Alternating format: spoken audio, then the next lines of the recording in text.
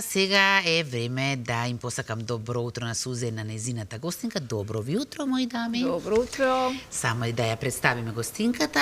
Знаете дека веќе во Петоците овој термин е резервиран за гости од Аџиба Демсестина. Ова утро овде со нас е Дијана Мариновска, магистер по физикална терапија во педиатрија.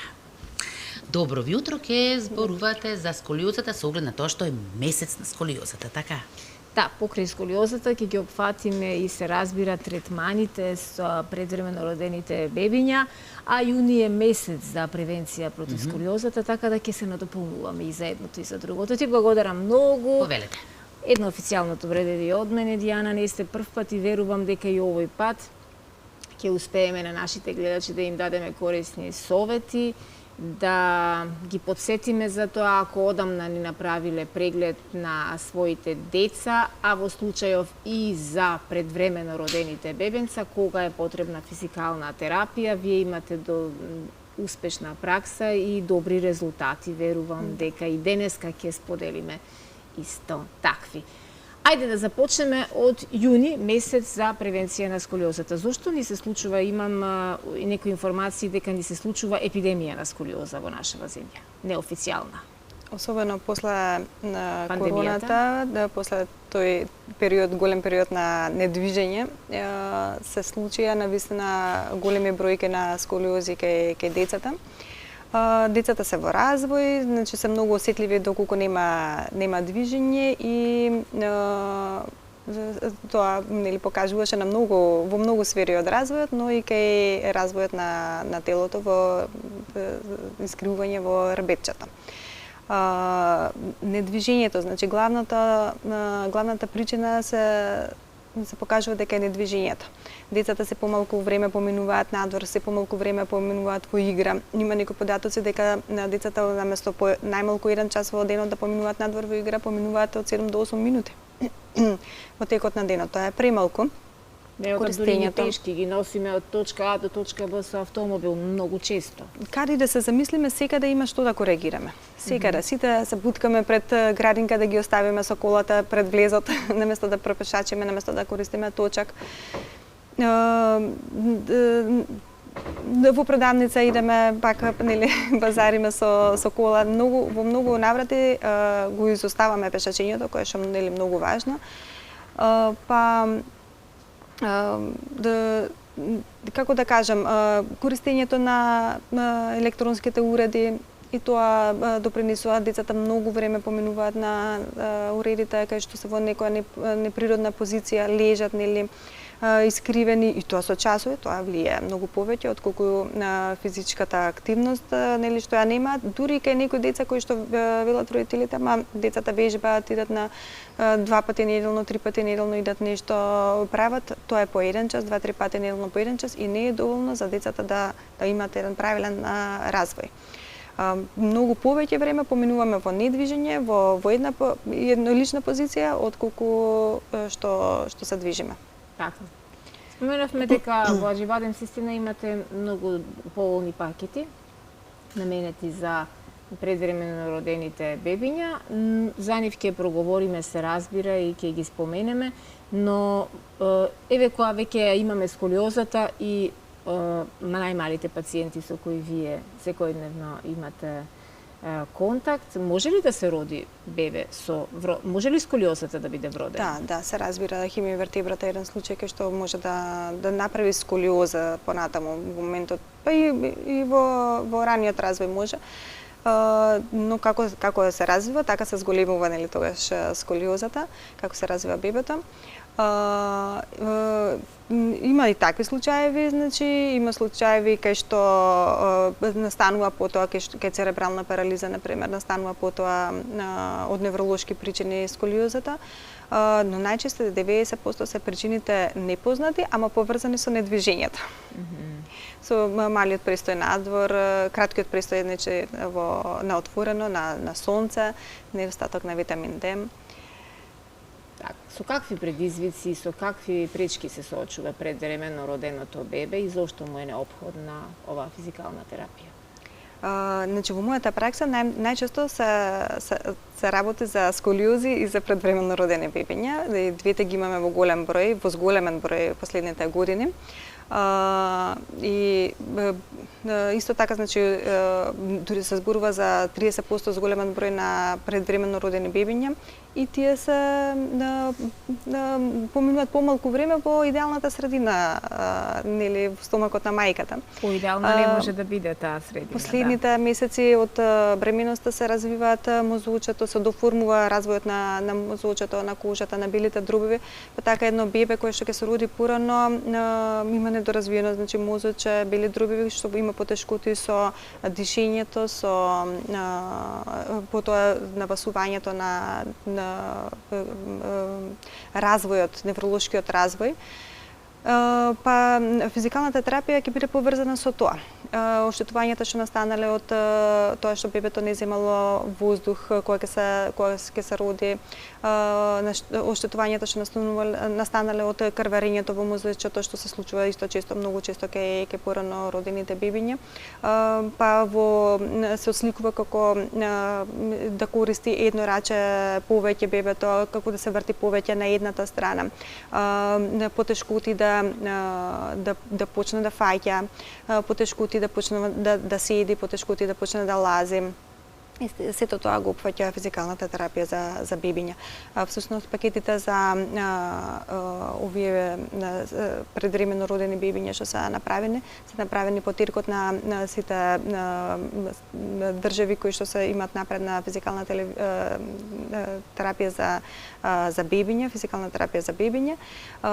И затоа што веќе сите методи што се познати ги работиме и за сколиозата и за предвремено родените бебиња, се може да се добие во нашата институција и сега и овој пакет со кој што правиме 10 терапии во 5 дена, значи две терапии во текот на денот, интензивни во кои што ја обучуваме мајката за да може да ги прави дома, од прилика на месец и пол зависно од состојбата на бебето, еднаш во тој период и да се наменети за тие што живеат подалеку, затоа што сега патуваат од сите градови од Македонија, патуваат луѓето тука, па и од странство имаме што ни патуваат од другите држави и мислам дека овој пакет е идеален за нив.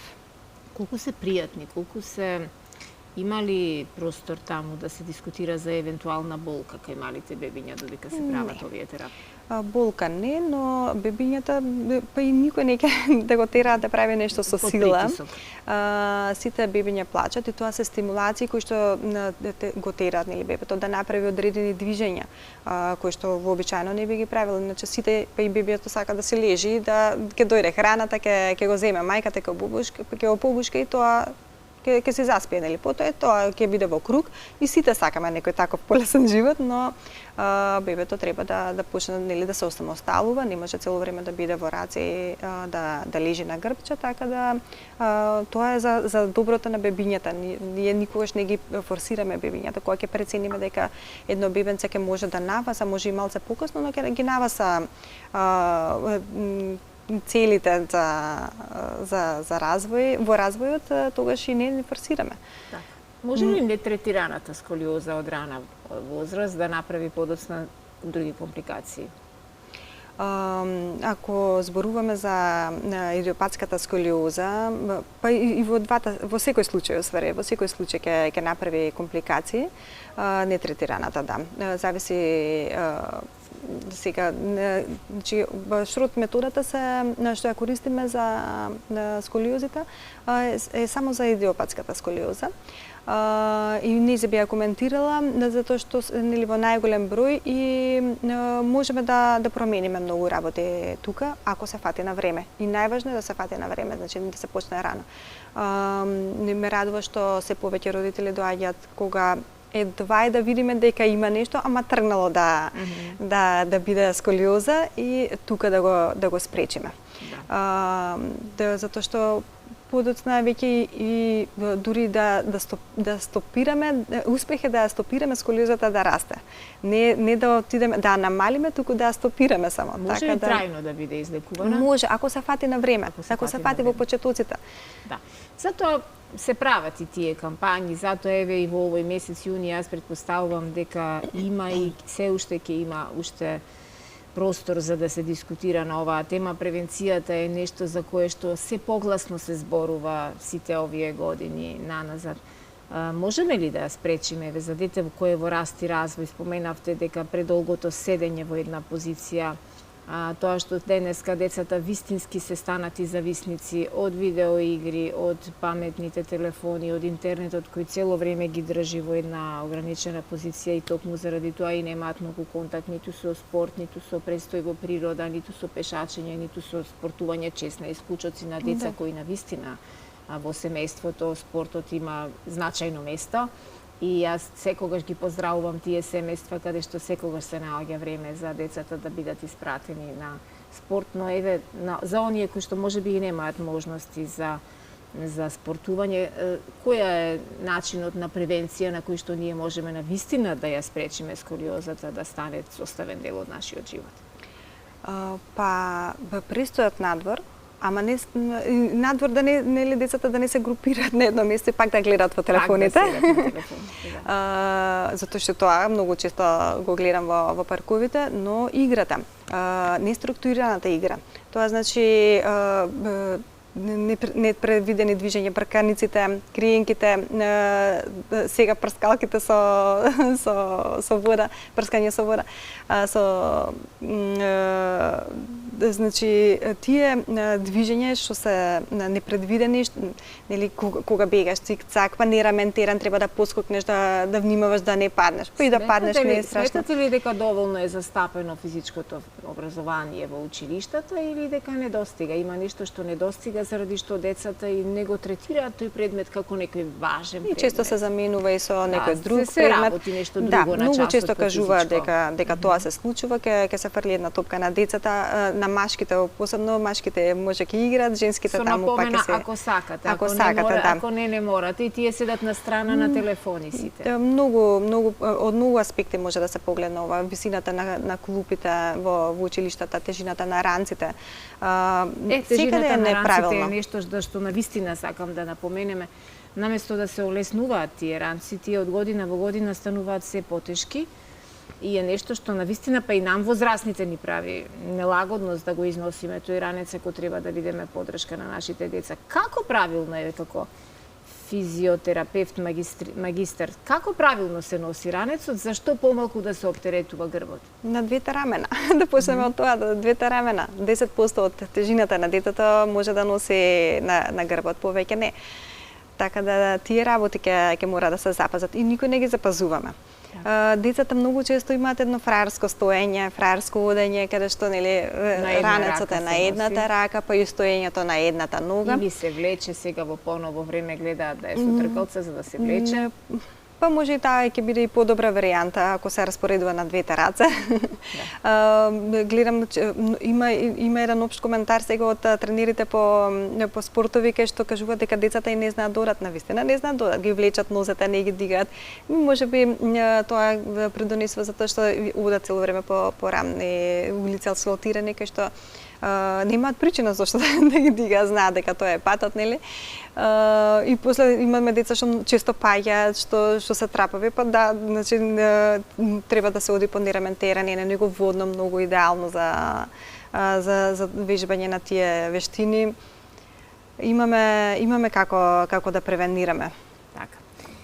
Сколиозата пак ќе се навратам на нејзе е деформација која не треба да се игнорира. Може ли да видливо да се забележи? Има ли вака лаик како мене, да речеме, некој кој што не е во оваа област, може ли физички да се забележи на грбчето на детето? Па најчесто нели родителите се лаици, не се сите доктори и медицински лица, па дури и доктори не се случува во тој период, сколиозата се појавува во тој период кај што децата почнуваат да се кријат од родителите, да немаат толку нели контакт, да не се толку веќе блиски, како да кажем, почнува пубертетот некако. И многу многу е тешко родителот да забележи, но ако го видите детето дека веќе подолго време е неактивно, ако има повеќе од еден час кој што не е во надвор и да игра, тогаш треба да се вклучи алармот, да е грбчето да го видиме, ако етното раменце е повисоко, ако плешките се испакнати или едната плешка повисоко, пониско, па дури некогаш изгледа и како ногата како да е пократка, од што има искривување во колокот од сколиоза. Кога ќе се наведне детенцето, ако има грбка на едната страна, тоа веќе и во понапредна сколиоза, но тие се некои знаци кои што може родителот да ги забележи.